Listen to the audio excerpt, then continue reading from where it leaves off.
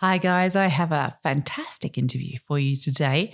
I am with Darren Vo. Yes, I know the surname is very similar to mine, isn't it? Yes.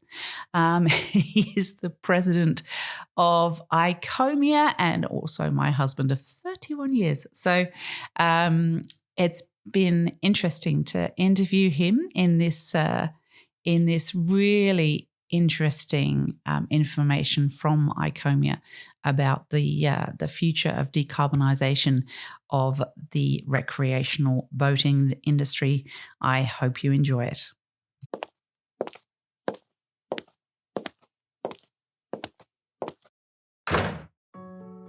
Hi, and welcome to the Boat Princess podcast. My name is Nikki Vo, and I'm your host. I am a boat owner, a marina owner, a director on the Marina Industries Association, and a huge advocate for boating. In this series, I'm sharing the stories from every nook of the boating industry with the intention of encouraging more women to join me and for more women to get behind the helm too. I want to share the experience and opportunities of boating, of the boating industry, and I want you to join me as I bring the conversations and answer all the questions you've had. Boating is not just for the glamorous and rich and famous. It's full of beautiful and interesting people making the most of our natural environment and getting out there, enjoying the waterways. So let's let off the lines, take over the helm, and escape to the world of boating.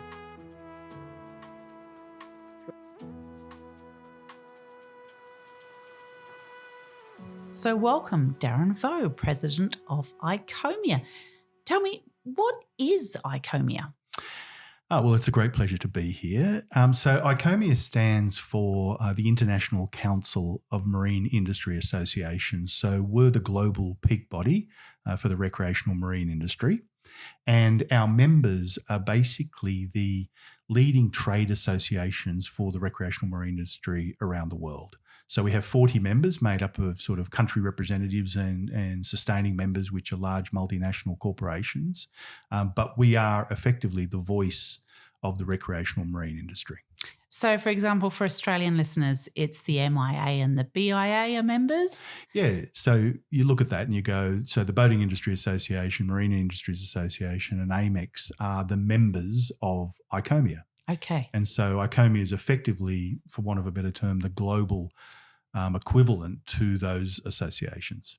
So those associations are representing their members in their countries, and then ICOMIA is over the top of those associations. Yeah, so we deal with fundamentally all the international issues. So as an example, there's 147 ISO standards that affect the recreational marine industry. So ICOMIA represents the global industry on those. But one of the main things we do is actually bring all of our members together to enable them to collaborate so that we can share our intellectual property from around the world, share our challenges and work together to actually take our industry forward. And I think that's one of our main goals, is to provide a platform for people to collaborate.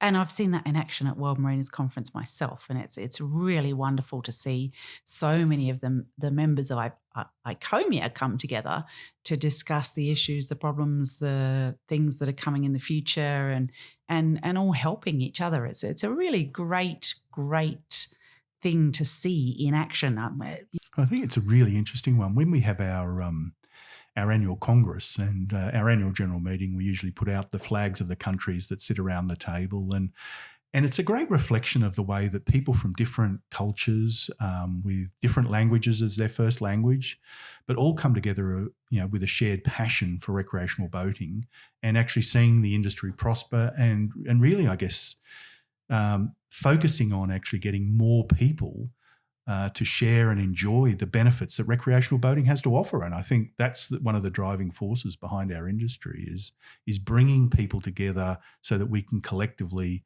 get more people into boating.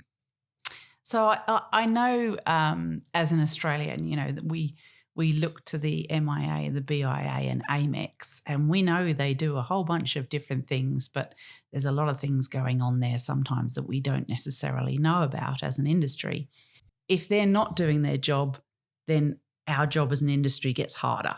So I'm guessing it's the same scenario for ICOMIA. If you're not doing what ICOMIA does, it gets harder for the associations. Yeah, well, it's actually the dichotomy that all trade associations suffer, that if they do their job really well, if their platform of government advocacy is excellent, if they work well in all of the international and local standards, if they've built great collaborations and sharing of information, then its members, in our case for ICOMIA, our trade associations, but the trade association's own members, if the members aren't experiencing problems, then in some respects they go, well, I don't really know what our association does because we don't seem to have any issues that they need to address. And it's a really interesting one, because an association that doesn't do its job well, and the industry is faced with enormous amounts of problems, has great engagement with its members because it needs to solve its members' problems. So it's a great challenge for all, and it's not just our industry; it's all industries. And I guess part of it is that we need to have really good communication, so our members do understand all the work that we're doing for them, behind the scenes in a lot of respects, and because there's an extraordinary amount of work that goes on. And I guess even just the projects that we do and all those sorts of things are so important for our industry, because we're not just looking for today, we're looking to the future. And that's part of our remit, is to ensure that we set our industry up for a prosperous future. And that's what we're here to talk about today, the future, because the boating industry has a big challenge ahead with the environmental impact that we have on the world. The environment that we enjoy, the ocean, is incredibly important to our lifestyle. So we need to make sure that we are doing things to take care of that. So I know ICOMIA has taken the lead, if you like, and said, okay, we need to be careful that we as an industry take the lead on this and find out what we need to do. So you've conducted a massive study, haven't you? Tell me about that. Yeah, so I guess the first thing that's important is that ICOMIA and our trade associations around the world, our priority in relation to environmental sustainability is not new. It's something that we've literally been working on for decades, and it's predicated on the basis that our industry success is actually based on being able to operate within a pristine environment. So whether our industrial processes have impact on the environment or whether our recreational boaters have an impact on the environment, it's all about us looking at it and saying, what do we do to improve that sustainability? Now, a very hot topic at the moment, of course, is decarbonisation. In fact, as we speak today in early December, COP28 is going on in Dubai. And in that context, it's all coming back to the commitments that were made under the Paris Agreement by 196 countries, where they all came together and signed up to the pledge that greenhouse gas emissions would peak in 2025, and that we're all committing to a reduction by 43% by 2030. Now, that's a big ask. It's a massive ask, and 2030 is like next week, because we're just about to roll over into 2024, and in things of that scale. Now, the harsh reality is right now, today, we're not on target. And in fact, what's really important about that to understand is that the reduction of 43%, the scientists have indicated that the reasoning behind that is that should be able to keep global warming to 1.5 degrees. And 1.5 degrees is seen as the threshold for acceptability, recognising there'll still be consequences of that, but almost like that's the threshold at which we can manage it. We're not there. And I think the latest figures that I saw is that they're predicting 1.8, and there's great uncertainty about what that means. So the reality of it is, if we're not there and governments are committing to it, well, the only thing that governments and regulators and policymakers have at their disposal is to impose restrictions on the community or on industry to force them to do it. And so that's the platform upon which ICOMIA has embarked on this comprehensive decarbonisation study. So that I guess policymakers can make an informed decision as opposed to let's just do this and that might work. Yeah. Well, and you're absolutely right, because one of the biggest issues is people make decisions based on the information available to them. And the reality is, in this space, surprisingly, is there's a significant information void. And so we've taken the initiative to do, and this project's been going on for at least 2 years, but to actually undertake the most comprehensive decarbonisation study, certainly of the recreational marine industry, but in a lot of respects, I think more comprehensive than are done in a lot of industries, because this framework is a full life cycle assessment. So that means that we're looking at effectively the cradle to grave. So in terms of the products that we produce, right from their inception, the materials from where they come from, the mines, the wells, and all those sorts of things, right through its entire manufacturing phase, right through its operating phase, right up until its end of life processes. So that's the sort of term cradle to grave. And I guess another one we use is well to wake. In other words, in terms of the manufacturing phase, is looking at and go, the materials and energies, for instance, right out of the well, right out of the ground, right out of the source that it comes from, to the point that the propulsion delivers wake and moves the boat forward. So our focus is on the propulsion system more so than the vessels themselves, but it's looking at a whole range of different propulsion systems and comparing them right down in terms of the embodied carbon in all aspects of the use of the craft through its entire life. Wow, that's a big study with a lot of information in it. And the boating industry is a very complex one that policymakers don't necessarily know a great deal about. So it is actually really important for, an association like yourselves to actually put that information forward so that they can understand it a little bit more. Because boating is boating. It's very unique, isn't it? Yeah, and I think there's a couple of aspects to it. One is that we need to undertake this report in a way that policymakers could rely on it, that the data integrity was absolutely, it had the full credibility. And I guess part of that is that, we're a trade association, so therefore, and it's been funded by ICOMIA.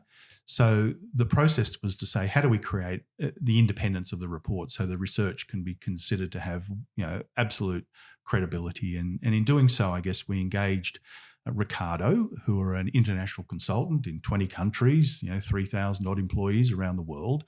But importantly, they're recognised as the global leader in undertaking these type of studies, LCA analysis. They do it across a whole range of different industries as well, whether it's defence or aeronautics or transport or water or finance and all of those sorts of elements. But more importantly, they are seen by governments and policymakers as a credible group who actually understand those particular aspects. And so to me, I think that was such an important part. But even beyond that, we had it peer reviewed by 3 independent parties, 2 of them doing the technical review, and the third one as a devil's advocate review. In other words, to look at all the conclusions that were put forward and to challenge them. And I think we're very happy. It's a 558-page report. It's a very data-heavy exercise, but the reality of it is that it is an absolute comprehensive study that people can take, the data from, understand it, look at it, and then, more importantly and most importantly, industry and policymakers alike can start to make informed decisions about what to do between now and the future, because the study is basically looking to the future to 2035. The data sets that are built into it are looking to what projections there are to 2035. So it's not a hindsight review, it's a projection, because we're trying to create a pathway to decarbonise the recreational marine industry, and this is it. It's great. So in other words, what you're saying there is that this hasn't been funded by some oil producer or, there are some cynics that are going to be listening to this, going to be saying, this study's been produced by the boating industry. But, can we address those cynics that this is a true study that's been produced for the entire industry and the consumer, not funded by, I don't know, an engine manufacturer or something? So I think the key thing here is that, sure, it's funded by ICOMIA, and ICOMIA is the representative of the recreational marine industry. But we recognise that in doing so, we've needed to engage Ricardo and outline the things that I said before about doing, having it done independently, prepared, having it peer reviewed, having it analysed so that it does stand alone. And I think it is a really key issue, and I think that that's the important thing. It's not a study that we've done ourselves. Yep. It's the Ricardo study, and they've been engaged to actually perform it. And I think that's that's as strong as it can be in terms of addressing that issue. Yeah, because it's not in the boating industry's interest. They've done it as a completely independent study, as an engaged and very well recognised party in doing that. They have to maintain their reputation very strongly, don't they? So that's really, really important for those that may, be a little bit judgmental of that process. Yeah. Now, what about other areas of LCA decarbonisation? Well, let's talk about the actual decarbonisation study at this point first. What in that study has been done to find the results? What did they put together? Yep. So I guess the first thing is, what's the scope? Yeah. Yeah. So the scope of it was orientated towards trying to identify the most representative set of recreational craft and the most representative set of propulsion alternatives. Now, I think the important thing is to start with is that this is about recreational craft. It's and essentially vessels under 24 metres. Okay, so super yachts are out of the picture. Yeah, so super yachts have got a completely different usage profile to typical recreational craft. And I think there is the potential for that to be a logical extension of this report as a phase 2, but this report specifically addresses vessels under 24 metres. And in fact, the largest vessel that was considered in the study was 19 metres. So the way that we did it was we had 9 different craft types. So if we look at what those craft types were, we had things like an inflatable boat, a runaround boat, a runabout, a fishing boat, a PWC, a pontoon boat, displacement motorboat, an inland waterways vessel, a high-performance motor yacht, and a sailing yacht. Okay. And the reason those particular craft were selected is that they're representative of the vast majority of vessels that are currently sold in the marketplace, but more importantly, in some respects, because of scale, they're also very reflective of the existing fleet. Okay. And I think that that's what needs to be taken into account. Even though this particular study is talking about new vessels, we need to be cognizant of the scale of the existing fleet, which we can then sort of talk about when we look at the results, what that actually means in that regard. So then when we take those 9 vessel types, we've then got 5 different alternatives for propulsion. One is the baseline, and that is fossil fuels used in ICEs, internal combustion engines. We then have sustainable, what's called drop-in fuels. So they are fuels that are made from waste feedstocks, cooking oils, various other things. So they're made from non-fossil fuels, but they are effectively can be put into the existing engines as they exist. So that's why they're called drop-in, because you can literally put them in the tank? You can just put them in. Okay. The other one then is to look at hybrid electric using sustainable fuels on the hybrid ICE stage, full battery electric, and then we've looked at hydrogen, but hydrogen used in 2 ways. In an ICE, internal combustion engine for propulsion, or in a fuel cell.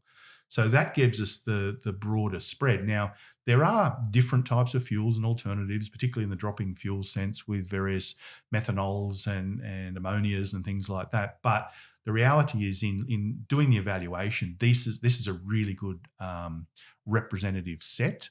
And so if you look at that, we've got 5 different types of fuel and propulsion systems, and then we've got 9 different craft types. So we've done full cradle-to-grave LCA analysis of 45 different scenarios.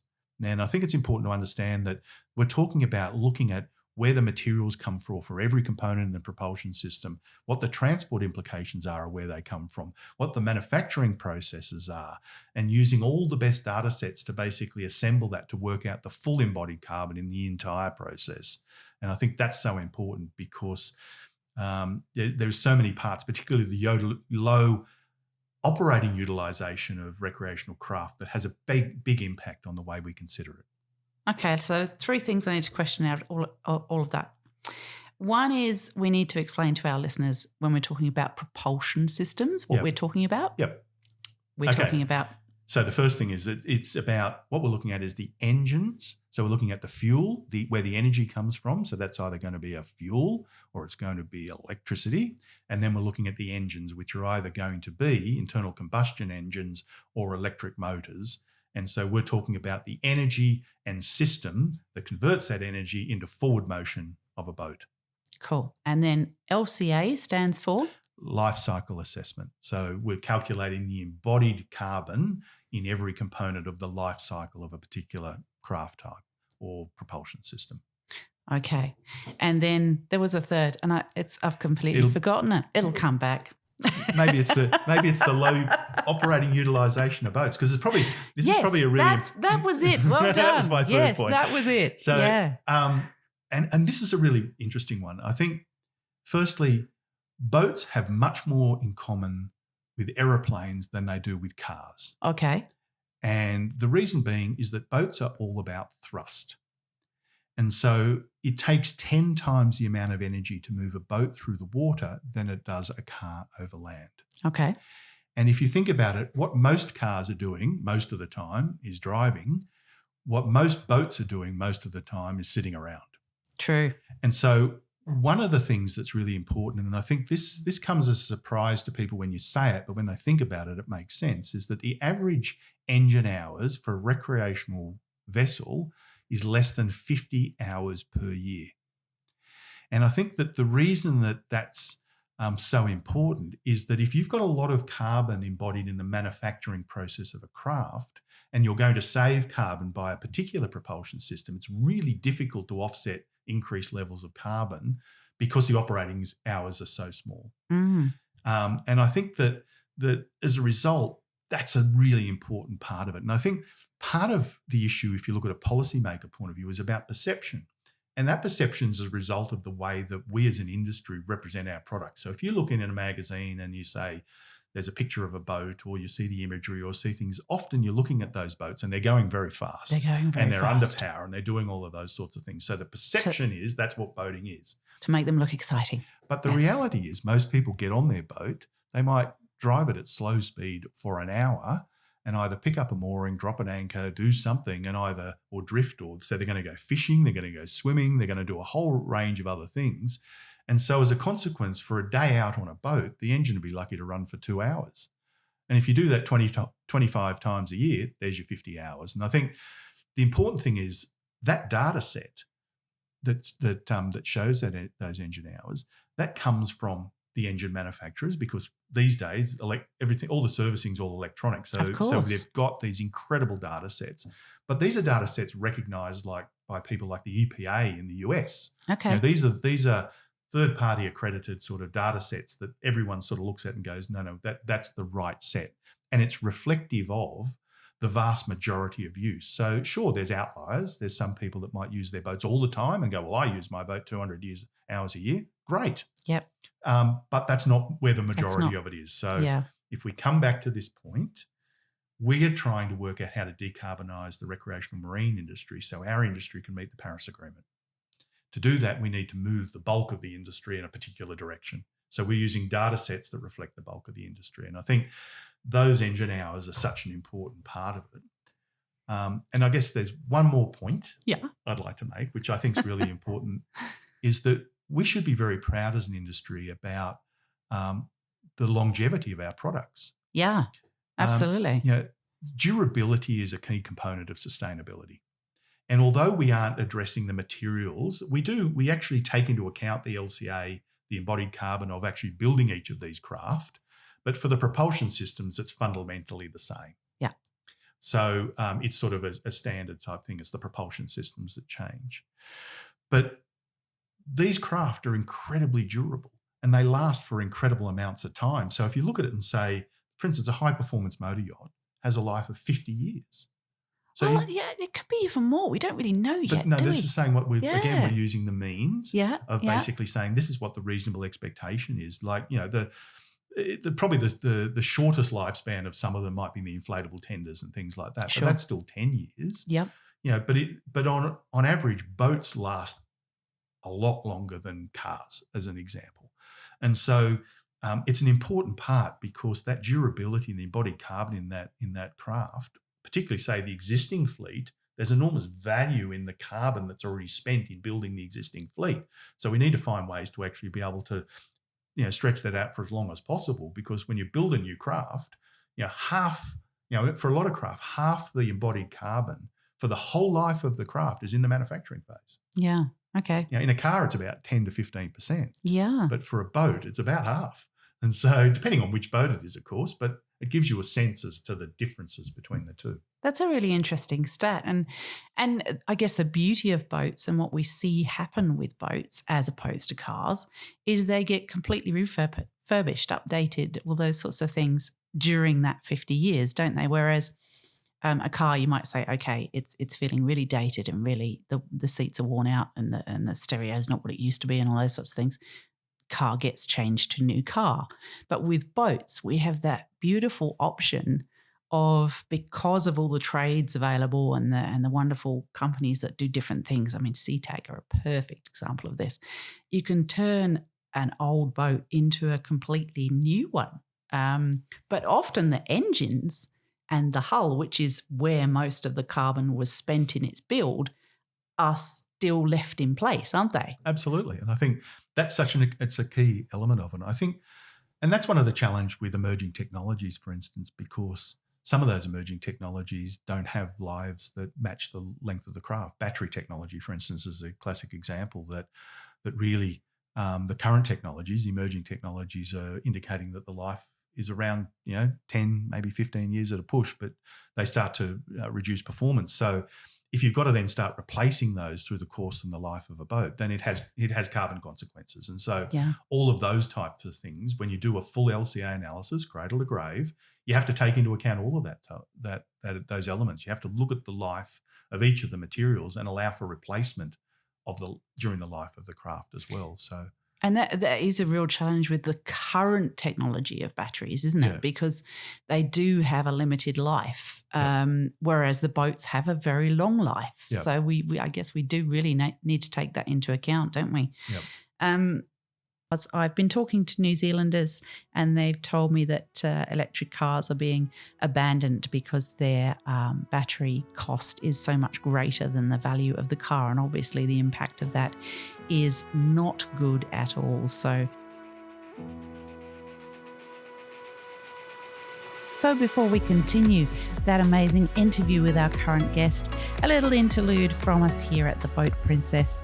If you'd like to be a guest on The Boat Princess, simply send us an expression of interest to our email at info@theboatprincess.com or send us a DM on Instagram. We are The Boat Princess on Instagram, and we'll send you our media kit and details as to how we work.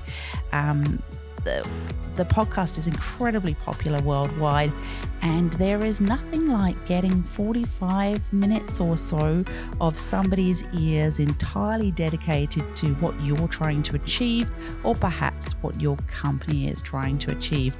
So we look forward to hearing from you. You've looked at the LCA. Is there any other areas of decarbonisation you've looked at on this in this study? So I guess one of the things when we've evaluated all of the different propulsion types is that we've then got to look and to say, can you actually do a proper apples for apples comparison, using that sort of colloquialism, but can you actually do a full comparison? One of the challenges is you can't. And the reason being is, just as an example, the difference between the energy density of a battery or the energy density of compressed hydrogen is substantially less than the energy density of either of liquid fuels. Now, whether that's a fossil fuel or whether it's a sustainable fuel, there's such a dramatic difference between the two. To give just as an example, in round terms, a lithium-ion battery has 1/30th of the energy density, of diesel. Wow. Okay. And so in now, electric propulsion is more efficient in taking stored energy in a battery and converting it into forward propulsion by maybe 300%, but you still need 10 to 11 times. If you want to get the same range and performance, you'd need 10 to 11 times the volume of liquid fuel that you're storing on your boat in batteries. Oh, which with boats, you can't do it. Big issue. Sinking type stuff. Yeah. So I think that one of the things, and this is one of the exercises that Ricardo had to go through, is that they then needed to evaluate what is a sensible comparison. And in essence, because you can't, the boat has to have a functional area, it has to have all of these type of things. So on the smaller craft, we ended up with range and performance of about 20% of the fossil fuel equivalent. On the high performance motor yacht, it was only 10%. Now, is that consumer acceptable? Is that all of those things? That's not really dealt with specifically within the report, but it's just important for everyone to understand. So even when we get to the results, we're not comparing an apples for apples comparison. We're comparing what's considered to be the practical implementation of current technologies and projected performance of those technologies over the next 10-year period. And so that is, so when you're really trying to look at how to decarbonize things, you can't use theory. You've got to be practical and say, well, maybe the decision is that if you had to go down that pathway, then the usage profile, the consumer expectation needs to be managed to meet the limitations. And the other part that we looked at was to go, you can't, this is recreational boating. It's a discretional activity. You can't ignore the cost consequences either. So we evaluated the cost consequences of the alternatives based on where things stand now and what they're projected to do, because like we're all experiencing across the economy, we've had, a lot of our prosperity has been based on the freely available fossil fuels and the cost effectiveness of that. The alternatives, in a large sense, are more expensive, and so you need to work that through. Now, I think importantly, dramatic improvements have been made in engine efficiency and reduction of emissions over the last decade that have actually seen engines, dramatically improve in performance. And so, there's a lot of factors that actually come into play to try and build a model around how you actually make all of this work. And I think they're the things that are built into the Ricardo study. So just to simplify a little bit of that for our listeners, fundamentally with the current technology, say on a bigger boat, I say a 50-foot motor cruiser, you cannot put enough batteries in it to give it its current range and power without sinking the boat, because the weight fundamentally is just too great in that boat. But it seems that, it's not a one size fits all we're talking about here. This study has revealed that different solutions are better for different styles of craft. Is that the way we were looking at this? Yeah, look, I think if we look to what the outcomes are, and I think let's just sort of get down to it, there is no one size fits all, because you do need to look at the specific use cases.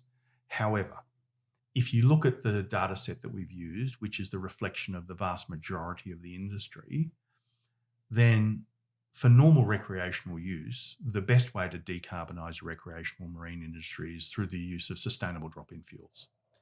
And the reason being is that and one of the things that was uncovered is that in looking at each of the alternatives, the amount of embodied carbon within the manufacturing processes, particularly for batteries, is substantial. And because the operating hours are so low, you can't offset it. And so in some respects, there are numerous examples in the study where the carbon footprint of the electrical alternative, recognising that it only had 20% of the performance, has a higher carbon footprint than the fossil fuel alternative. Now that was a great surprise to us. And in fact, probably the craft that stood out to me as the most surprising was actually the sailing yacht. Okay. And the reason being is that the average engine hours on a sailing yacht is only 28 hours a year. Of course, because they're using wind. Because you want to get the sails up, which is, the best way to decarbonise a sailing yacht is to use your sails. But as a consequence, the ability, the embodied carbon within it. And so once again, sailing yachts have got a long life.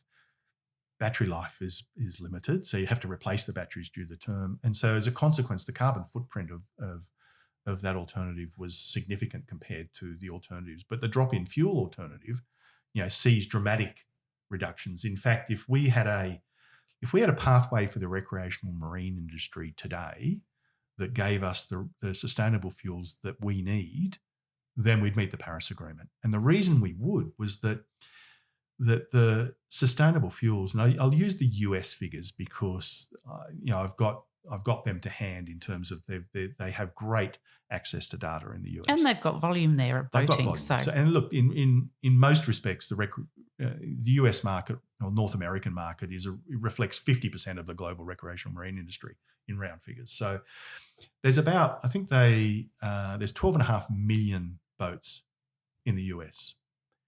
There's about 30 million worldwide, but there's 12.5 million existing boats in the US. Now they sell 250,000 new boats per year. So quick math says that it'd take 25 years to replace the existing fleet over time. And the existing fleet's got at least a mean life of about 20 years. So if you really want to decarbonise, you're going to have to come up with a solution that decarbonises the existing fleet. The new fleet has a very little impact on the overall position. And so sustainable drop-in fuels, obviously, that you can put into the existing engines and utilise them are clearly a great way to decarbonise existing fleet. But importantly, the conclusion of the report, which was to deal with new craft, came to the same conclusion. And so in that sense, there's a symmetry between that, and it sort of creates this outcome that says sustainable fuels. Now, we did test, as an example, a higher PwC. Okay. And we used 156 hours, and we assumed that the PwC would have a battery that enabled it to operate for under 2 hours. So in other words, a hire operator could let it out for an hour, it could run through, you had some contingency in the way that it was done, and then it'd come back fast charge, and maybe you had to have 2 craft or something like that. But in that particular case, that's a great example of where electrical solutions work really well. Yeah. Because then it's clean, it doesn't have much noise, it's all of those sorts of, there's no emissions coming out of a tailpipe and all those sorts of things for that particular circumstance. And so providing you can work with the functionality of it, we tested that as a use case. And because the engine hours were higher, then you could offset it, particularly if you were prepared to have a smaller battery, because so much of the carbon's in the batteries. So like I said, no one size fits all, but to decarbonise the recreational marine industry to meet the Paris Agreement, the answer is sustainable drop-in fuels. And the conclusion on the sailing yacht was?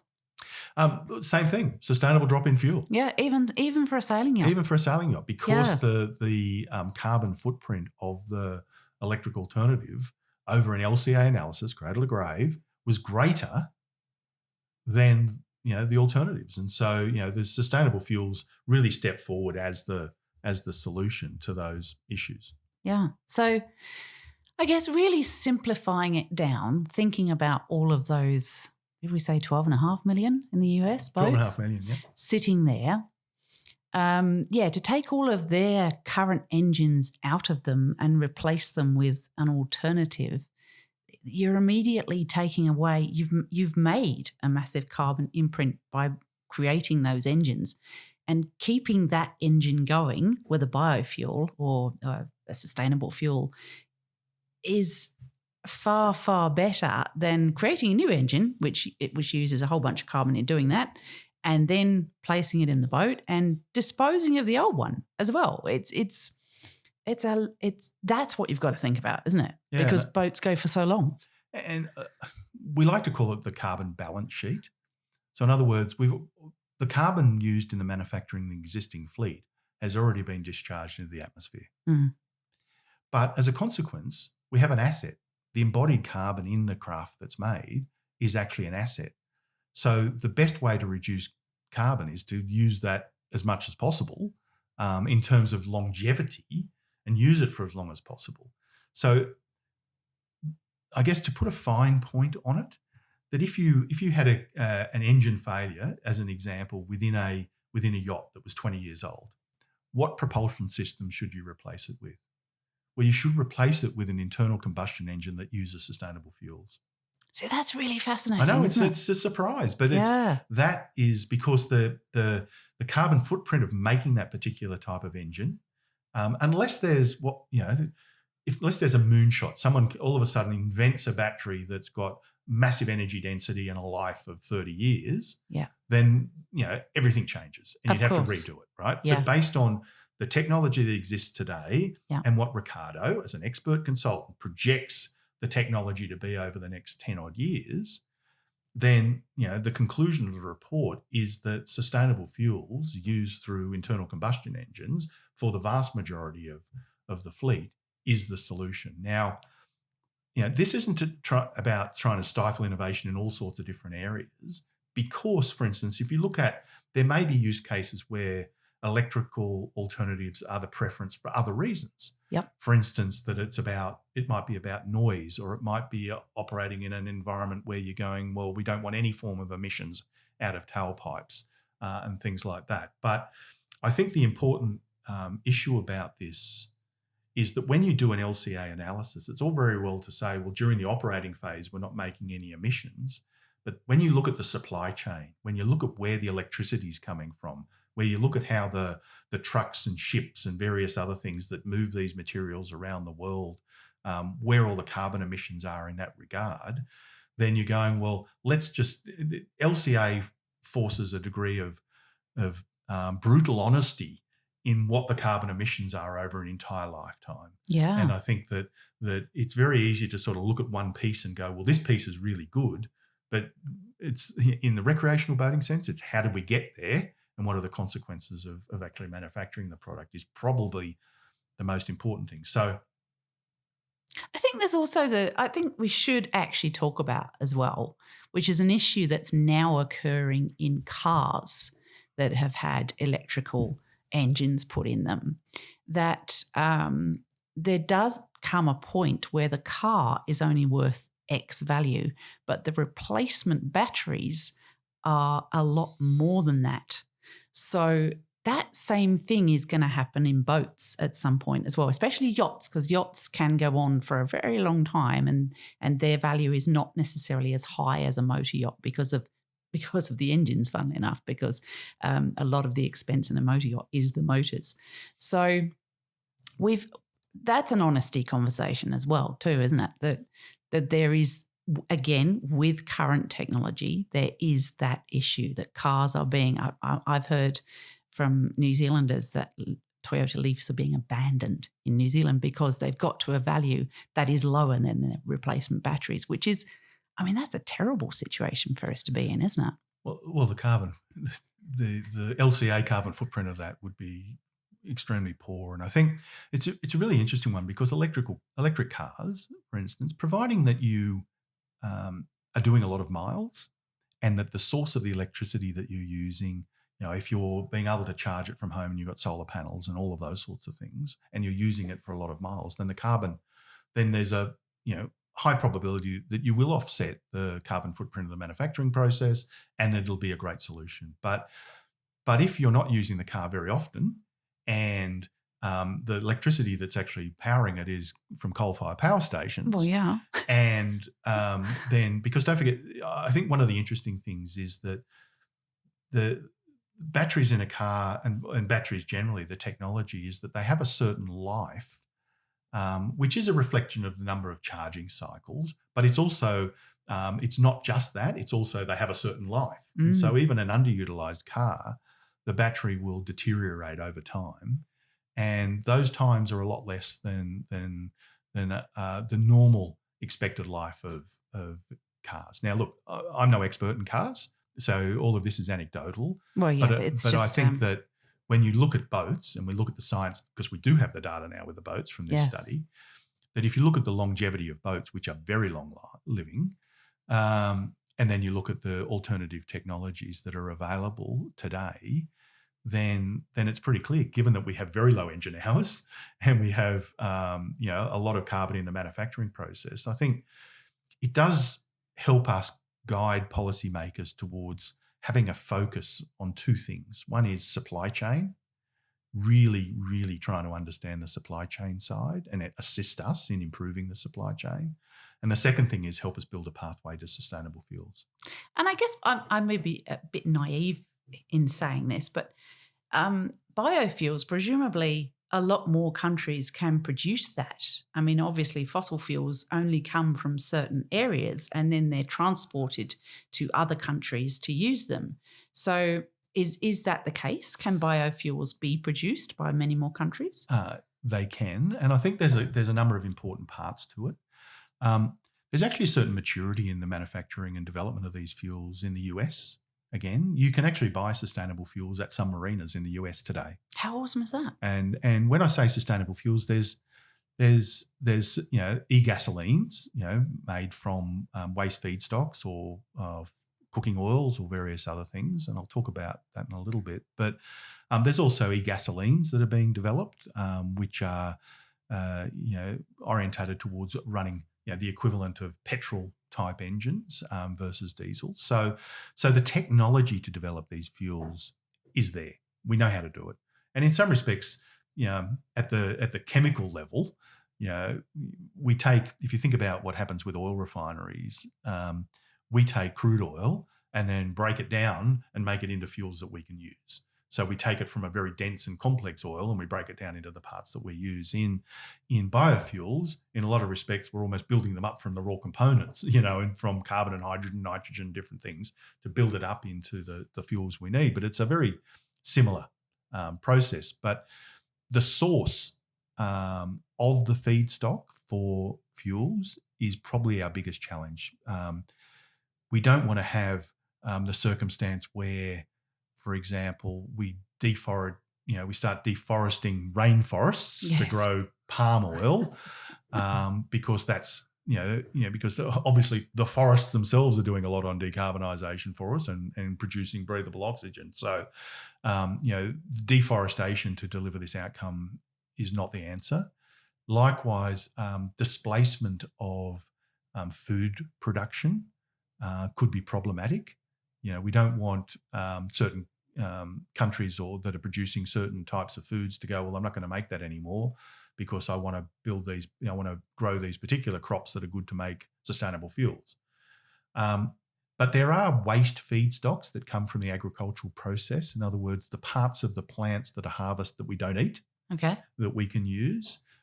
There are, as an example, the cooking oils that are used around the world, that they get recycled and they're very easy to translate into these processes, the way that they're worked through. So the supply chain for sustainable fuels is a great challenge, just like the supply chain for wind power or solar or hydro or nuclear and all of the different alternatives. They're all a challenge. And I think that this comes back to the core message. There is no one size fits all.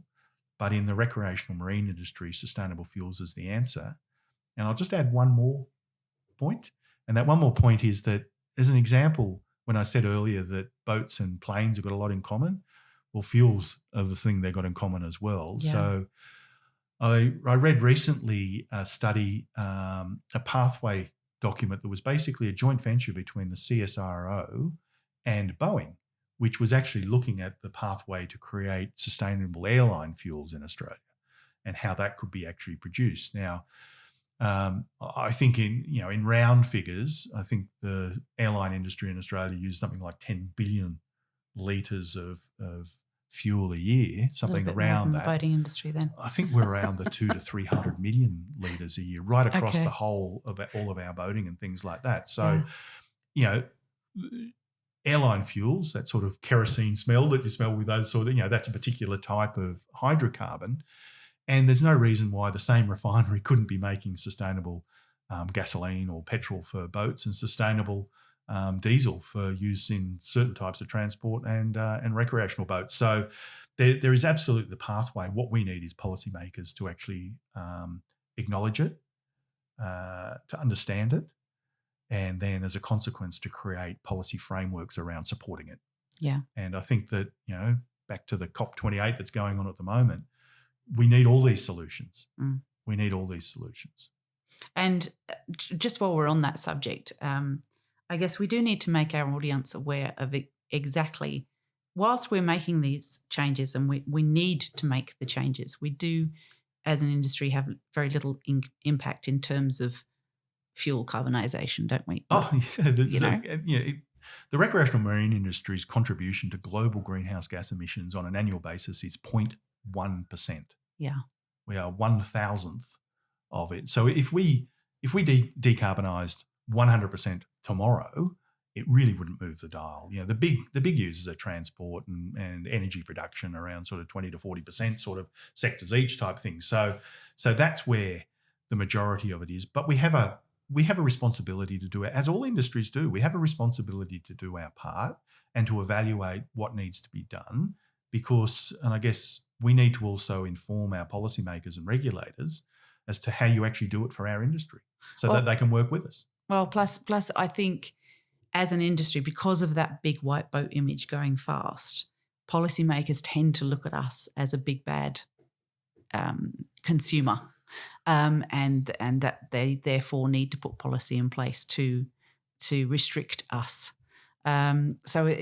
That's why we need to also, as an industry, step forward and give them information to show them what we actually do and what would actually make a difference. Yeah. So I think you've raised a really important point, because I don't think there is that perception about what boating is we talked about before, but I don't see boating as discretional, because I think that the reason being is that, and we saw it during COVID, is that when the future was uncertain, when everyone's lives and businesses and jobs were at risk, people gravitated towards the water, they gravitated towards boating, they gravitated towards outdoor activities. And I think this comes back to, I guess, this fundamental principle that we always talk about, is that boating enriches people's lives, that being in, on or around water fundamentally changes human beings. It gives you a sense of well-being, it reduces your cortisol, it increases your serotonin. That great book by Wallace J. Nichols, Blue Mind, was probably the most accessible and contemporary explanation of it. But there's enormous science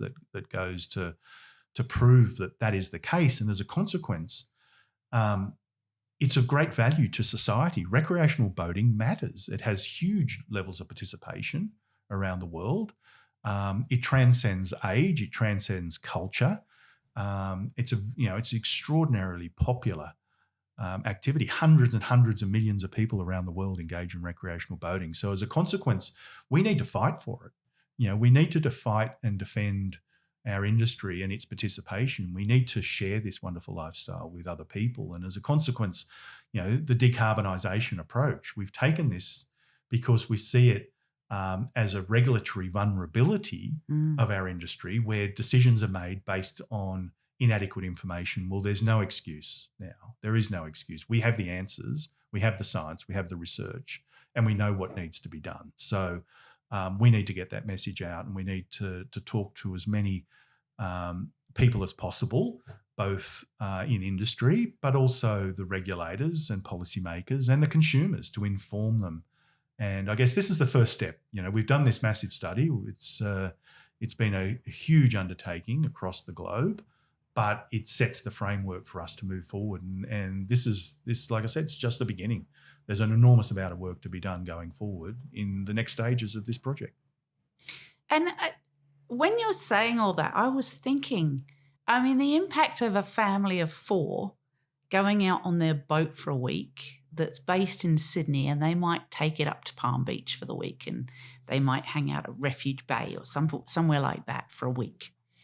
Their impact on the environment in doing that, as opposed to flying somewhere overseas, is so little. So it's actually really important that we keep boating available to people, because we all know going on a boat for a week can feel like you've been somewhere else for 2 weeks, because of that time lapse that seems to occur on boats, which is the whole Blue Mind concept.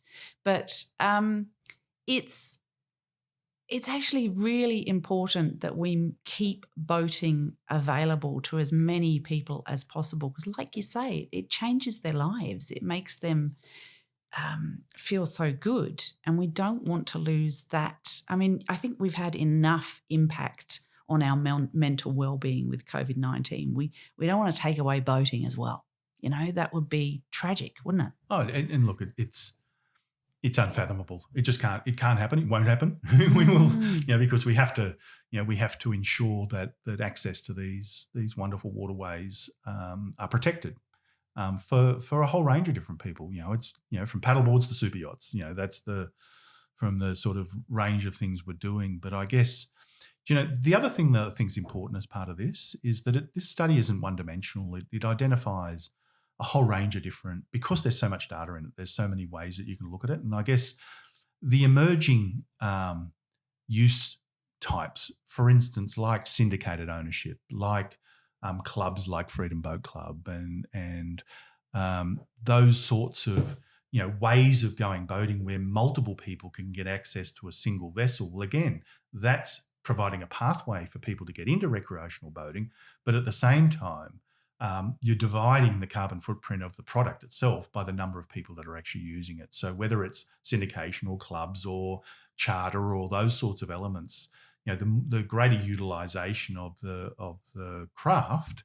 is also another way to decarbonise the industry, because your per capita carbon footprint is reduced. And so all of these processes form part of this pathway, as does elements outside the scope of the study, for instance, hull efficiencies, so material choices, foiling alternatives for fast craft. That's all very of these exciting things. technology, isn't it? Foiling. It is, and I think that the efficiencies that can be gained from foiling, but again, foiling is about going a bit faster, Yep. right? So if you want to go faster, foiling technologies provide you a very efficient way to reduce the friction. As I said before, that 10 times the amount of, to push a boat through the water requires a lot of energy. To get it up on the foils and get it, once it's up on the foils, it's very efficient through the water. So there's a whole range of different things that form the bigger sustainability picture. But this decarbonisation study was about addressing, I guess, a very large issue that the world is facing. In other words, how do we arrest and reduce the amount of carbon going into the atmosphere to be able to minimise and reverse, ideally, climate change? Yeah, which is why so important it's done by somebody like ICOMIA that brings so many different people together, because it's all industry people that can come up with all of those different solutions to assist the whole process, isn't it? Well, the benefit that we've got is that we have access to the best technologies from around the world, that we have from the best experts from around the world, and this is what ICOMIA is about. It's about collaboration. It's about bringing the brightest minds in our industry together with the appropriate resources to actually deliver an outcome, because this is operating, this study is of a scale that would be extremely difficult for any one marine industry association to undertake in their own right. And given that the supply chains for our industry and most industries are truly global, that you actually need to access the data sets from all over the world to be able to produce a study of this type. So in that regard, you can really only do it as a global study for it to be genuinely meaningful to actually reduce carbon. And so I think that's one of the major benefits of what we've been able to achieve. So I guess to conclude on a couple of things, with the current boat owners, can we talk to them specifically about a couple of things they can do to make a difference almost immediately? Sure. So I think, like all things, it's about, if you want your boat to be efficient, so, reducing your carbon footprint in a lot of sense is always about efficiency. So maintain your boat, maintain your engines, keep your hull clean. That's going to improve your fuel efficiency, as a consequence going to reduce your carbon footprint. It's also thinking about what you're doing. In a lot of sense, boating's about getting out and recreating with friends. So if you're just going out for a cruise to go somewhere to go for a swim, then you don't need to particularly go fast. Just take your time, because you'll save some money, which is particularly good. But Absolutely. At the same time, you reduce your carbon footprint. But, there are other things where if you're doing tow sports, all those sorts of things, then again, it's just keeping your boat as efficient as possible to make it as effective as possible. The industry more broadly will be focusing on these pathways for sustainable fuels. As a consequence, we'll have to work very closely with the engine manufacturers to get them to be satisfied with the types of fuels and to warrant the engines for those types of fuels and all those sorts of things. So there's a huge body of work that needs to be worked through in that regard, but we now know what to do. And I think that, so, we'll be communicating to the consumers about what the future looks like. We'll also be we'll be communicating to the industry. So for marinas, for instance, they can take, I guess, some comfort in the reality that the existing infrastructure that they have for the storage and dispensing of liquid fuels will be suitable for the future. So, that scenario is that if you've got to replace a fuel tank, well, it's worth replacing because it's not going to be redundant in 5 or 10 years' time. And I think those sorts of key messages are part of the work that we're progressing with right now. And I guess some marinas are in locations that they can't necessarily up their power supply dramatically to allow all electrical boats to be there either. So they'd be a little bit more, a little less scared, if you like, now too. So I think that it's interesting because I think there is definitely, electric boats are part of the picture. As I said before, there's no one size fits all, but based on the current research, I can't envisage a scenario where all the boats in the marina, in any sense, will be electric. They'll be predominantly, their energy source will be sustainable fuels. There'll be more electric vehicles, so marinas will need to accommodate vehicle charging points and all those sorts of elements. But and that does impact on infrastructure design, and because if you go and build a marina today, you're building it for the 50 years. You're not building it for 5 years or 10 years. You're buying good quality infrastructure that lasts for a long time, and so you need to think about what you need to accommodate in that infrastructure. And so I think that we've got a pretty clear picture as to what the future looks like now. And I know that we've mentioned a couple of times that super yachts haven't been included in this study, and that's because they're different usage profile to what recreational boats are. Obviously, they can use this information for their toys and their smaller boats and their tenders and all that sort of thing, can't they? Absolutely. But in terms of the future of ICOMIA, is ICOMIA wanting to do more studies in, for example, taking in that space, or what's the future there? So we're looking to work with the broader industry, and there's been a lot of work done by the super yacht sector themselves in this particular area. And just to give you an example, most super yachts have engine hours more than 1,000 hours a year, as an example, and things like that. So it's a different usage profile, and it, depending on the scale of them as to whether they're closer to recreational boats or closer to ships, depending on how big they are, of course, they can look at different technologies. And so we actually see that there is an opportunity to expand as another stage into vessels above 24 metres, certainly as a study. But that'll be driven by the super yacht industry itself in some respects as to what they want and how they want to move forward with that. So there certainly is a process of engagement in that regard.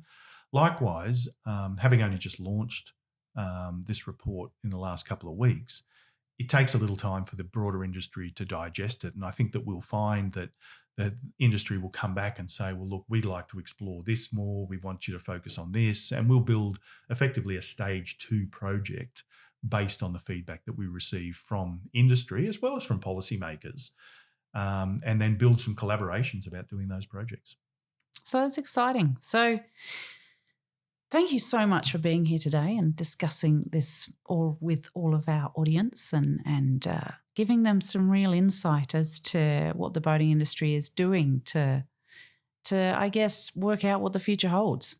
It's really exciting. It's an absolute pleasure. It's a big topic and it's a complex topic, and I guess the challenge is how do you distill a 558-page technical report down into sort of a short summary. But talking of which, you can actually get hold of the report, am I right? Yeah. How do people do that? So you can either get hold of the report by going to your, if you're in industry, then you go to your MIA, your Marine Industry Association in your country, and they can support you with that through their membership of ICOMIA. There is an executive summary available to anyone. We have a website called propellingourfuture.com, and there's an executive summary of that report on there, and that's got a lot of detail in it. It'll actually show you the comparative LCA carbon of the 9 different craft types. So that's a really great place to start to actually get an understanding of it. That's great. Well, thank you so much. Really appreciate you being here. It's been a good chat. I hope you guys have all enjoyed listening to this. It's been quite a long one because we've had quite a lot to cover, but I think it's a really important subject that really needs to be discussed and spoken about. I really appreciate ICOMIA putting that massive effort and suspect a fair amount of funding into that. Yeah. So thanks so much, Darren, for being here. Any other points you'd like to make to the listeners before we go? No, just really appreciate the opportunity to be able to talk about it. I think that's, this is a topic that everyone needs to talk about, that we're here to try and get the information out there to stimulate conversations around this, to get people thinking, so that we can work together for a better future for the industry as a whole, for the boating community as a whole, and for the broader community. Thanks so much, Darren. And we'll see you on the water soon. And if you're not ready to sponsor us yet, but you'd like to support us in a small way, the best way you can do that is by reviewing the podcast, or if you go to my website, theboatprincess.com, and click on support the podcast, you'll be able to buy me a coffee, and that will help this passion project be funded for just a while longer. Thank you so much for listening to another episode of the Boat Princess podcast. I hope you've enjoyed it. And if you'd like to know more about what I do and where I am, then you can follow me on Instagram at The Boat Princess. You can also sign up to my newsletter on my website, which is theboatprincess.com. Take care of yourselves, everyone, and hopefully we'll see you on the water soon.